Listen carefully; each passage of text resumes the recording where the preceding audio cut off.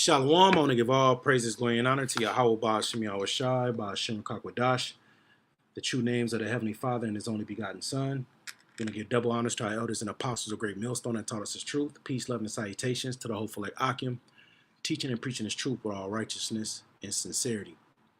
This Akim Wasab, today's lesson is entitled, Russia Axes Grain Deal, What You Need to Know. And Lord willing, you be edified through the spirit and power of Yahweh, Ba'ashem Yahushai. All right, and as always, the sit downs, the lessons, the street speaking is for the remnant, the elect, the Israel, the Most High, to use the gospel preached. And as men of the Lord, as prophets, we are constantly standing upon our watch and looking upon the things that are coming upon the world. And we made it up to the prophecies so we can blow the trumpet in Zion to give that warning of what's happening. All right, and in the prophecies, it speaks about famines. It speaks about pestilences. It speaks about evil. All right, we constantly talk about Jacob's trouble and all the sad perils. And the Lord is going to be showing us these different things leading up to Jacob's trouble, leading up to World War III. The scriptures also speak about wars and rumors of wars. So let's start here in Matthew, the 24th chapter. I have a video and an article. And once again, Lord willing, this will be edifying to the elect. Matthew 24:6, and ye shall hear of wars and rumors of wars. See that ye be not troubled, for all these things must come to pass, but the end is not yet. Let's read this in another translation. Let's do it in the NLT. It says, and you will hear of wars and threats of wars, but don't panic. Yes. These things must take place, but the end won't follow immediately. So when we hear about Russia annexing or Russia Axis grain deal, that's a threat of war. Okay, that is a threat of war. And as we continually get closer and closer to the end, things like this is going to be happening. All right. And let's continue on a little bit over here in Matthew, the 24th chapter. I want to pull a couple of other precepts. We in verse 7, for nation shall rise up against nation. And we see that, America against pretty much every damn body, kingdom against kingdom. And there shall be famines, plural, different areas, different countries, and pestilences, different types of strands, different types of diseases, and earthquakes in diverse places, in various places. And you know what? I made an error. When it says for nation against nation, when you go into this word nation, it goes back to the Greek word ethnos, which means tribes and kindreds of people. So you're going to have racial tension. All right? All these are the beginning of sorrows. So these is the beginning of things getting worse. All right? And once again, as men of the Lord, we're supposed to stand upon our watch and give warning of these things that will be coming shortly upon the earth. This is Jeremiah 28, verse 8. It says the prophets. It's all about the prophets. All right, and the message that the Lord is channeling through them. The prophets that have been before me and before thee of old prophesied both against many countries and against great kingdoms of war and of evil and of pestilence. So this is the conversation of the prophets. This is how the prophets will be conducting, all right, their lessons out there teaching, so on and so forth. They're going to be talking about these different things. The prophet which prophesieth of peace, when the word of the prophet shall come to pass, then shall the prophet be known that Yahweh hath truly sent him. And we're not in a time of peace. All right. As it says in Isaiah 40, let me get this, Isaiah 48. I want to say it's 48, the last verse. 48:22, there is no peace, saith Yahweh, unto the wicked. And right now, currently, the people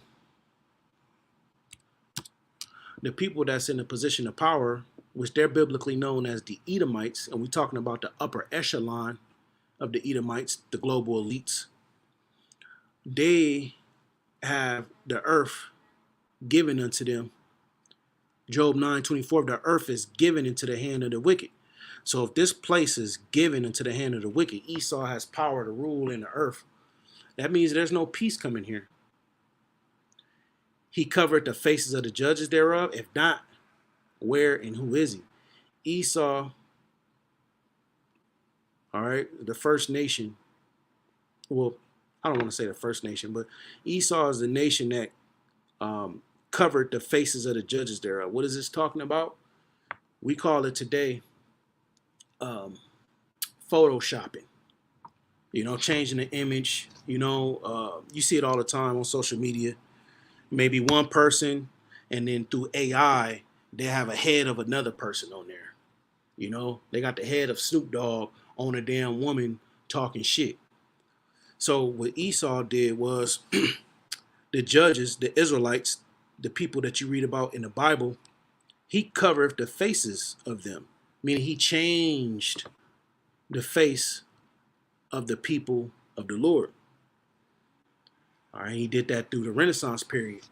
Michelangelo, Leonardo da Vinci, these great painters, when they painted the images of the people of the Bible, they whitewashed them. All right, and those were Edomites. So once again, the earth is given into the hand of the wicked. So no peace is coming here. All right. He covered the faces of the judges thereof. If not, where and who is he? If these people, these Edomites, didn't do that, then who did it? The Hamites, the so-called Africans, they didn't do it. Ishmael, the Arabs, they didn't do it. Moab, Ammon, the Chinese, and the Japanese, they didn't do it. Elam, the Persians, they didn't do it. Aram, the Syrians, they didn't do it. Ashur, the Assyrians, they didn't do it. You Edomites did it. All right. And once again, going back to Isaiah 48 and 22, there is no peace, saith Yahweh, unto the wicked. No peace is coming here. So this prophet that's prophesying of peace and prosperity, the Lord has not sent him in righteousness to build up the elect, to give the warnings to his people. All right. So now, with that out the way, let's get a little bit of this here from CNBC television in regards to Russia axing grain deal. You know what? Yeah, let's go ahead and get it. It's only 1 minute long. Tune in. Now, some of this is without any language. Without anybody speaking. So I'll just read these titles. It says, the Kremlin has axed the unbrokered Black Sea grain deal. Now, when they speak about Kremlin, they talking about Russia. Kremlin is a area in the middle of Russia, and it's kind of like how it is with Washington. When you hear these reporters report on things in America, they say things like Washington, the West. So Kremlin is like one of those buzzwords that they use when they're talking about Russia, right?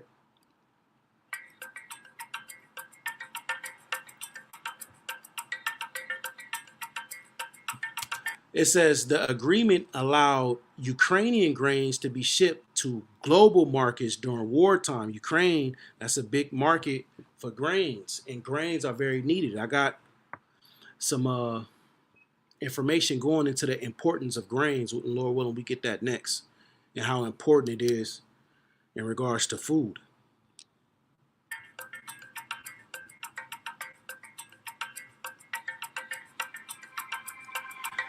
It says wheat prices have shot up 3.5% in response to the suspension.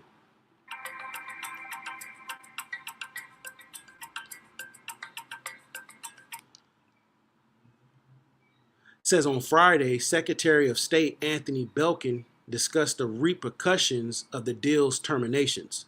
So this is the West coming out speaking on this deal.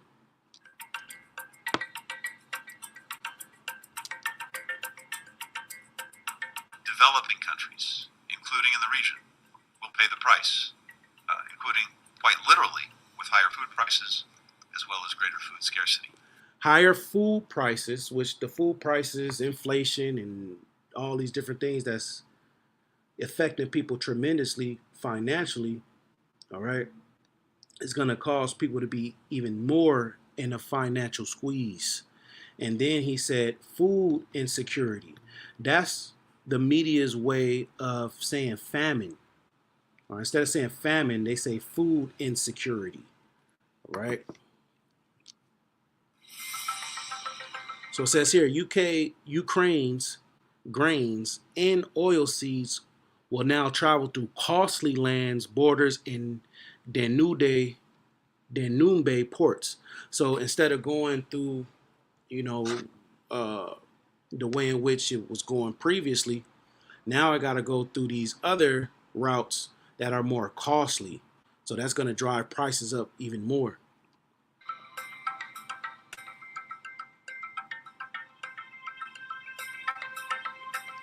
It says the deal termination will increase food inflation and put countries at risk of food scarcity in greater jeopardy.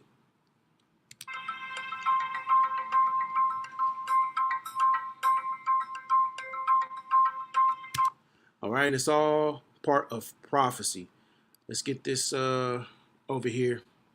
Grain deal failure will impact food security. The countries that would be most at risk would be those that are most dependent on imports to meet their food security needs, and also least able to source imports from other countries. Imports from other sources would likely be more expensive because if these importers are unable to import from Ukraine, they might be forced to look at exporters that are based in other regions of the world where importing costs are higher because time and cost of shipping are higher. One major agricultural producer is waging war on another major agricultural producer, which is affecting. You heard what she said, major agriculture producer, meaning these, you have countries around the world, with Ukraine being one of them. They are a major producer of grains, all right, and then they export them all throughout the world. So with this affecting it, Russia and Ukraine is one of the two of the biggest agriculture producers. So with this deal failure happening with the grains, it's going to cause a lot of ripple effects in the food market. The price of food and fertilizers for millions of people. And fertilizer, you heard what she said. All right. So farmers, see what's going to happen is farmers, they're going to see a sharp increase in operating cost. And what any business professional typically does in these situations, they pass those operating costs down to the consumer. So that's why they're speaking about food security, and food costs becoming more, so on and so forth. People around the world.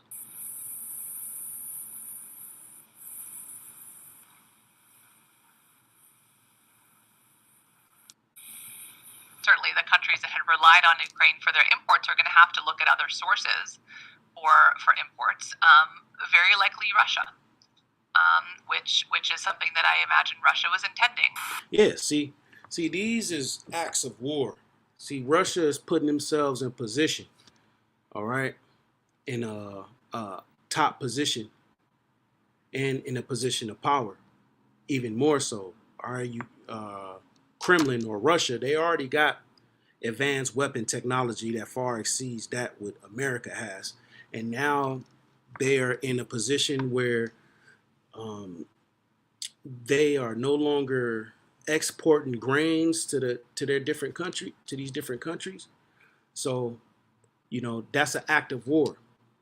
All right, in the West, they got to respond to it. And Shalom to the Akim on the comment board. The brother Shakam, he put Khan Kremlin is also another way of saying citadel. Khan Thawada, brother. Then Shalom, brother said Bawakar, Tawad, Wa Shalom. So good morning and peace to you. That's what that means. Bakar is morning, and when you put a Wa after the first or second character of a Hebrew word, it gives it the ing. to that word. So Bawakar is morning, right? Shalom to you, brother. Let's get a little more over here.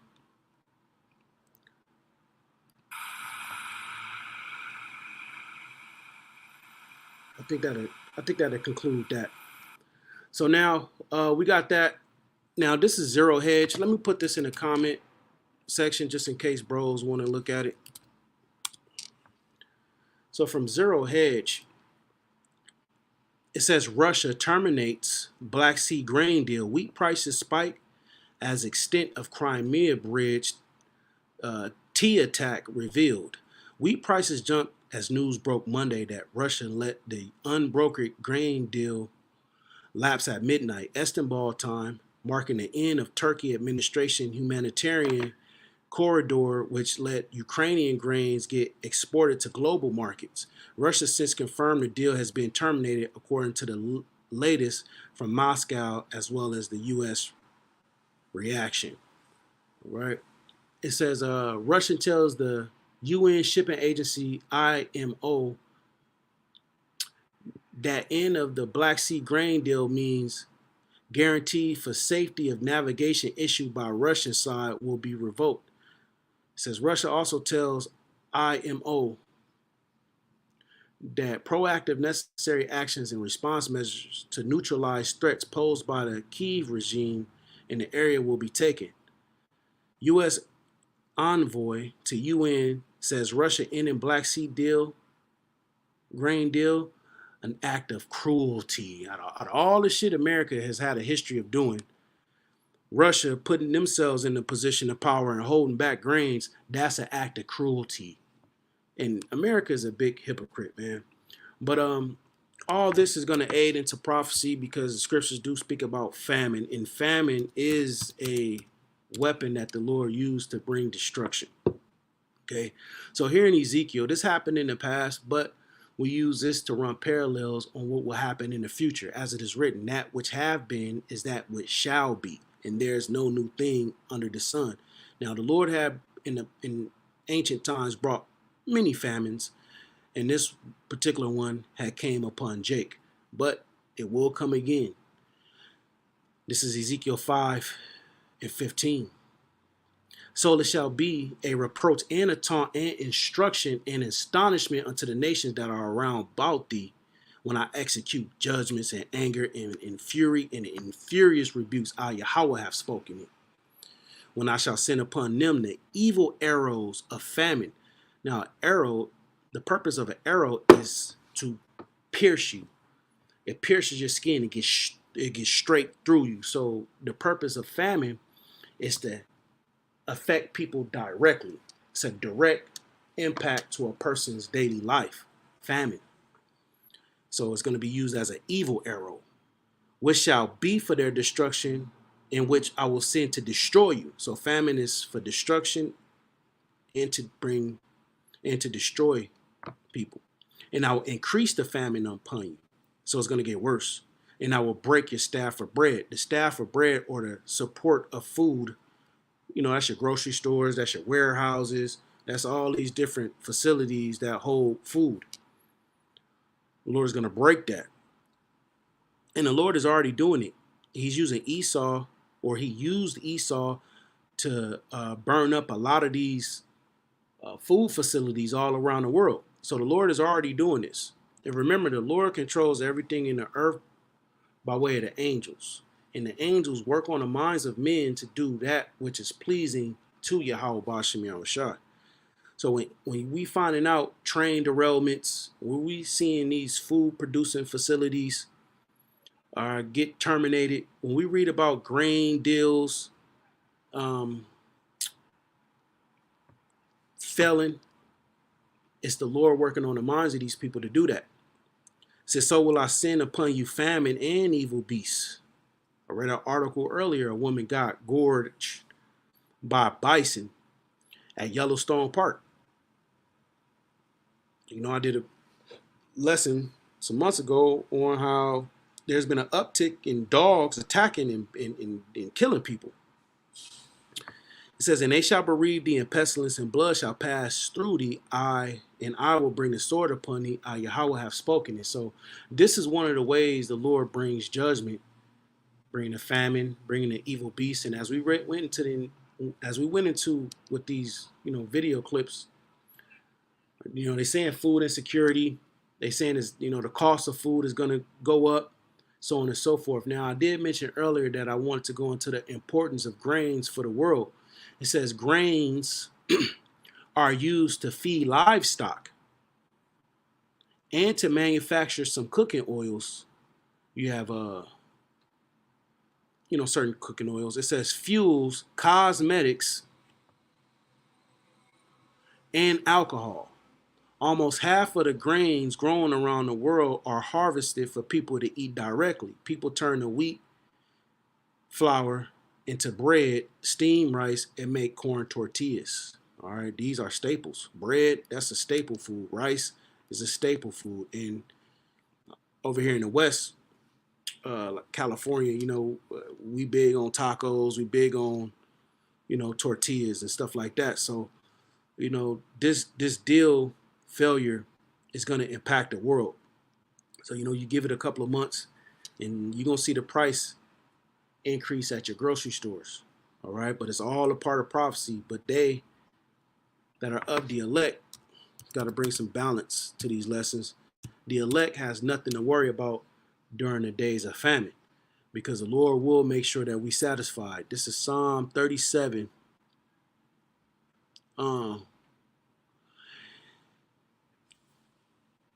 I started 17. For the arms of the wicked shall be broken. The power of Esau is going to be broken. Isaiah 47. Sit down in the dust, O virgin daughter of Babylon. There is no throne. It says, but Yahweh upholdeth the righteous. The Lord will uphold the elect. The Lord, Yahweh, Ba'ashem Yahushai, knoweth the days of the upright. How does the Lord know the days of the upright? Because man's goings is of the Lord. The Lord put the spirit on you to move the way you move. So that's how you know the days of the upright. The Lord know the days of the elect. And their inheritance shall be forever, the kingdom of heaven. It's going to be an everlasting kingdom. They shall not be ashamed in the evil time, Jacob's trouble, and in the days of famine, they shall be satisfied. So, don't be moved by these video epistles that we make, and don't be shaken in the spirit when we bring out this information. All right, because this is this is our profession. All right. If you are of the elect, as is written in Psalm 37 and 19, in the days of famine, the elect will be satisfied, meaning you're going to have what you need. All right. But this word has to go out. And as it says here, they shall not be ashamed in the evil time. What is an example of being ashamed in the evil time? Oh, man, we didn't prophesy the downfall of this place. We prophesied famine and pestilence and all that. And now I ain't eating. I got diseases. I'm eating. I'm destroyed. That would be you being, ashamed. Like, damn, like, what? So the Lord ain't going to have us like that. We're going to be satisfied. Right? So, let's see. Brother put another precept. Strive for the masteries. 144. Ba Shalom to you, brother. Mark 3 and 27.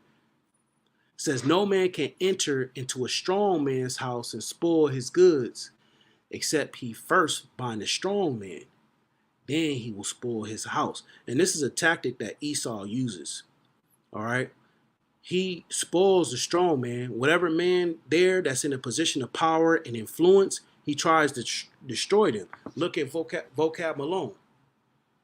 All right. Vocab Malone is trying to spoil the house of David. And how is he doing that? He's talking about high priest Ariah. He's speaking about the doctrine. Oh, y'all talk about grape. And various other things. So what they try to do is they try to go to the leader and try to destroy the leader. Like it's saying Zechariah 14, smite the shepherd. Zechariah 13, smite the shepherd and the sheep shall scatter. So you destroy the head, the leader, and then the followers of that leader, they going to run and go on about their damn business.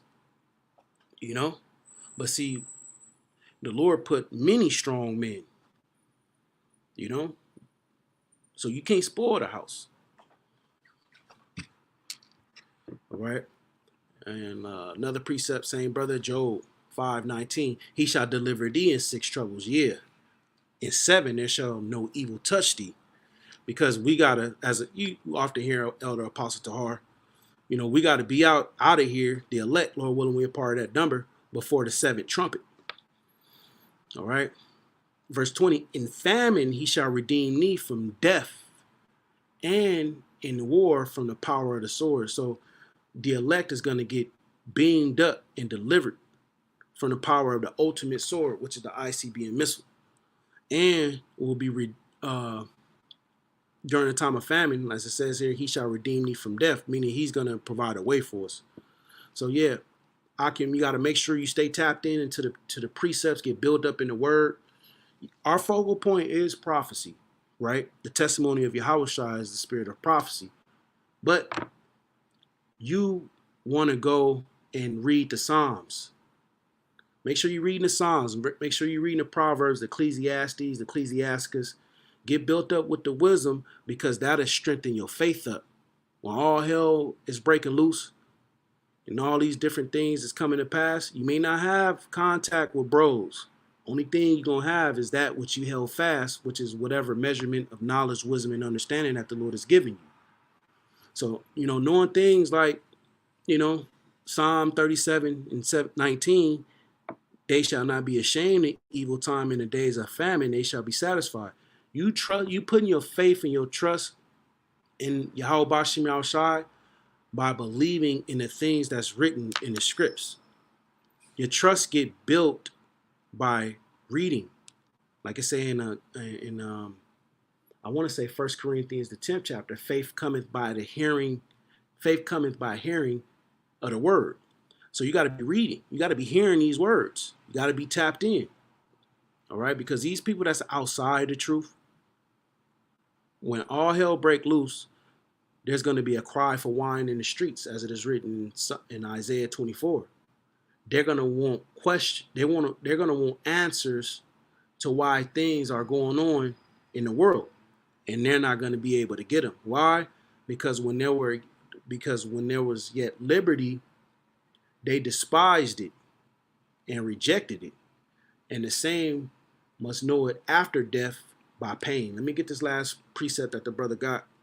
Sirach, or the book of Ecclesiasticus, chapter 2, verse 10. Look at the generations of old and see, did ever any trust in Yahweh and was confounded?